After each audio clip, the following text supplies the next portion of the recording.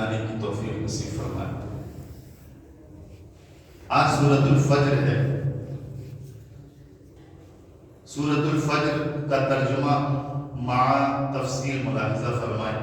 اعوذ باللہ من الشیطان الرجیم، بسم اللہ الرحمن الرحیم۔ والفجر، قسم ہے فجر کی، ولیال عشر، اور 10 راتوں کی، والشفع والوتر، اور جفت اور طاق کی۔ جفت بولتے ہیں اوڈ کو، طاق بولتے ہیں ایون کو، ایون اوڈ۔ واللیل اذا یسر، اور رات کی جب وہ چلنے لگے۔ حل فی ذلک قسم لذی حجر، کیوں اس میں عقل مند کے واسطے کافی قسم بھی ہے۔ قیامت پر 5 قسمیں، مطلب قیامت جو قائم ہوگی اس پر اللہ تبارک و تعالیٰ نے 5 قسمیں اٹھائی ہیں جو عقل مند کے لیے آج اشارہ کرتی ہیں۔ عقل مند انسان تو بنا قسم کے بھی مان جاتا ہے، لیکن اللہ تبارک و تعالیٰ نے قسم دے کر ان پر امفیسس کر دیا، تاکید کر دیا کہ یہ ہو کر رہے گا، قیامت ہو کر رہے گا۔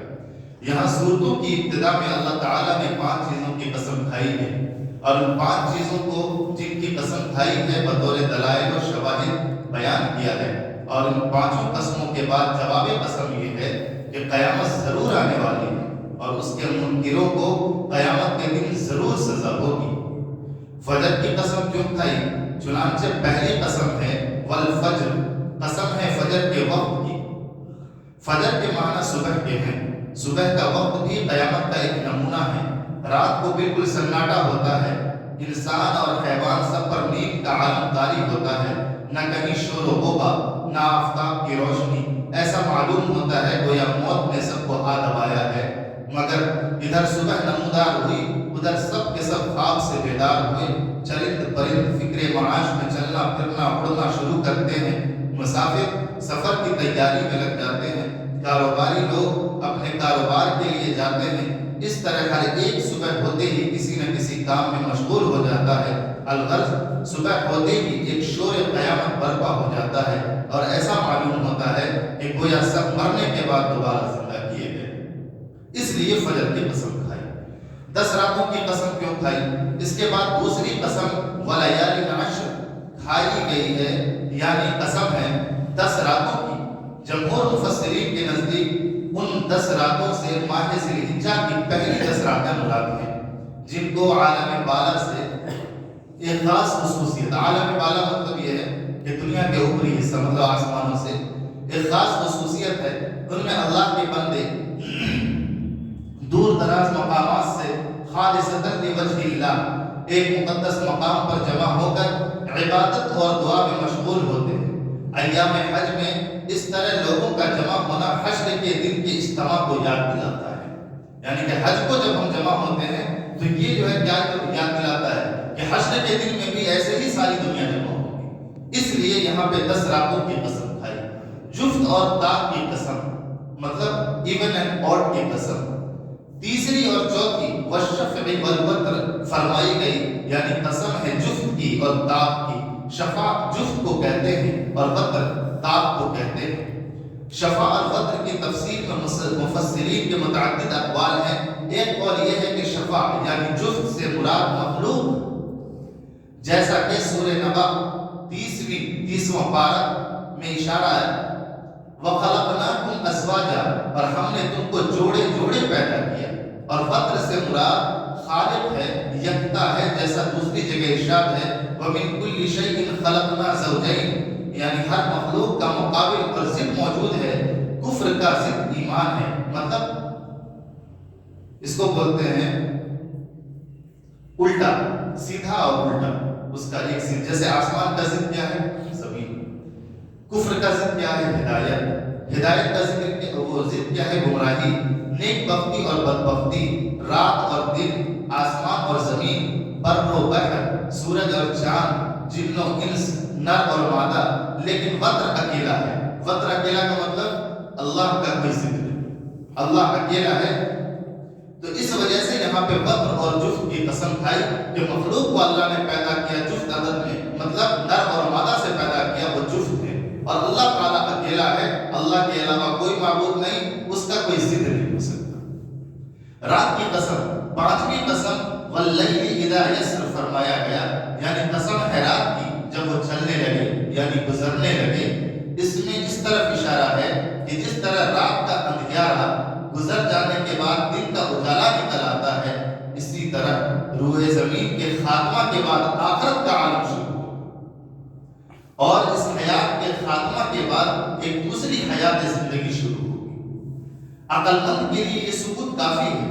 الغرض ان 5 قسموں کے ذریعے اس دعوے کی دلیل پیش کی گئی ہے کہ اس کائنات کا پیدا کرنے والا، جس کے حکم سے ہر دن فجر نمودار ہوتی ہے اور جس کے انتظام کے تحت کچھ مخصوص 10 راتیں آتی ہیں، اور جس نے چند دنوں کو جفت اور طاق پیدا کیا، جس کے حکم سے رات آتی ہے اور جاتی ہے، وہ اس بات کی بھی قدرت رکھتا ہے کہ انسان کو دوبارہ زندہ کرے اور اس سے اس کی پوری زندگی کا حساب لے اور اس کی جزا اور سزا عطا کرے۔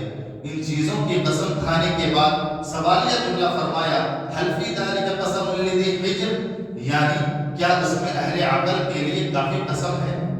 یعنی صاحب فہم و فراست کے لیے قسم ضروری کافی ہے، بلکہ قسم کے بغیر ہی صاحب عقل ان 5 چیزوں پر فکر و تأمل کرنے سے سمجھ سکتا ہے کہ قیامت ضرور آنے والی ہے اور اعمال کی جزا اور سزا ضرور ملنے والی ہے۔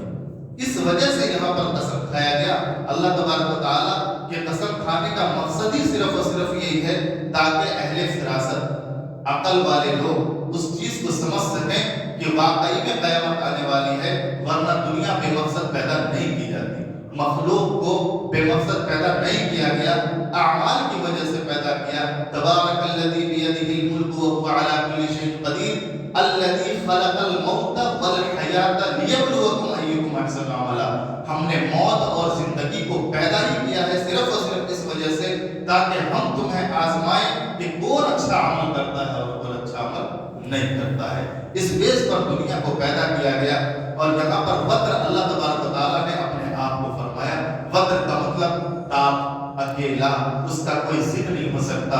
والشفع، جفت یعنی ایون کا مطلب کیا؟ اور کا مطلب کیا ہو گیا؟ ایک دوسرے سے مل کر، جس طرح سے ازدواجی زندگی ہم گزارتے ہیں، اسی طرح سے 2 پیر سے بچے کا نسل کی پرورش ہوتی ہے۔ اللہ تبارک و تعالیٰ سے دعا ہے کہ اللہ تبارک و تعالیٰ ہم تمام لوگوں کو والفجر جیسے سورے پر اور اللہ کی قسم پر بھرپور یقین جمانے کی توفیق نصیب فرمائے۔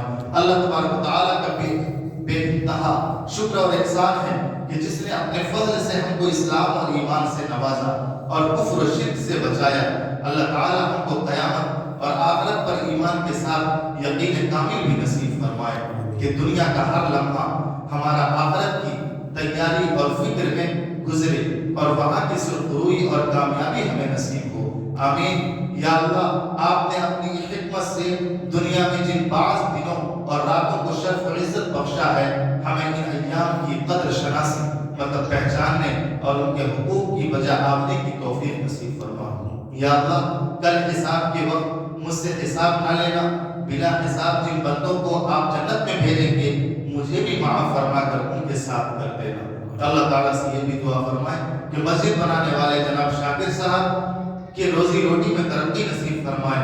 اللہ تبارک و تعالیٰ ان کی زوج محترمہ عطیہ صاحبہ مرحومہ کو کہ قبر کو نور سے منور فرمائے، اور اللہ تعالیٰ سے یہ بھی دعا فرمائے کہ جناب سلمان صاحب مسجد حاجہ کے ذمہ دار، اللہ تعالیٰ ان کے جان میں، مال میں، عزت میں، آبرو میں برکت نصیب فرمائے۔ اللہ تعالیٰ ہم تمام لوگوں کو، اپنے بھائی جو تمام دنیا کے اندر مشغول ہیں، ان کو مسجد میں لانے کی توفیق نصیب فرمائے، اور ہم تمام مصلی مبارکباد میں مستحق ہیں کہ اللہ تبارک و تعالیٰ نے ہمیں چنا ہے دین کے بات کو سننے کے لیے، بیٹھنے کے لیے۔ اللہ تبارک و تعالیٰ ہمارا بیٹھنا قبول فرمائے، اللہ تبارک و تعالیٰ ہمارا سمجھنا قبول فرمائے، اور اللہ تعالیٰ سے دعا فرمائے اللہ تعالیٰ ہم تمام لوگوں کو اس پر عمل کرنے کی توفیق نصیب فرمائے۔ سبحان اللہ و بحمدہ، سبحانک اللہم و بحمدک، ونشهد ان لا اله الا انت ونستغفرك ونتوب اليك۔ سبحان ربك رب العزة عما يصفون وسلام على المرسلين والحمد لله رب العالمين۔